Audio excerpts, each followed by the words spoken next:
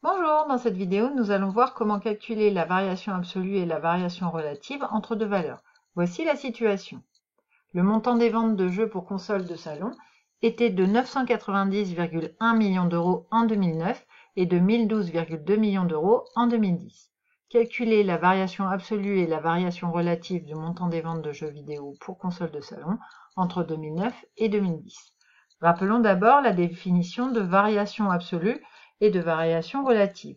Si une quantité passe d'une valeur initiale V1 à une valeur finale V2, alors la variation absolue se calcule simplement en faisant la différence entre V2 et V1, soit V2 moins V1. Et la variation relative, que l'on peut appeler taux d'évolution ou pourcentage d'évolution si elle est exprimée en pourcentage, et que l'on peut noter T, se calcule en faisant V2 moins V1 sur V1. On va donc maintenant repérer la valeur initiale V1 et la valeur finale V2. Puisqu'on veut calculer la variation absolue et la variation relative du montant entre 2009 et 2010, V1 sera donc le montant en 2009, soit 990,1, et V2 le montant en 2010, 1012,2. Calculons maintenant la variation absolue. Il faut faire V2 moins V1, soit 1012,2 moins 990,1, ce qui fait plus 22,1.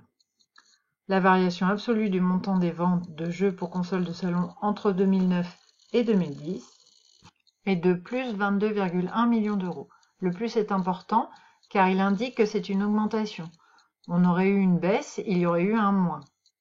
Passons maintenant à la variation relative. Donc elle se calcule en écrivant T égale V2 moins V1 sur V1. Donc V2, 1012,2, moins V1, 990,1, sur V1, 990,1.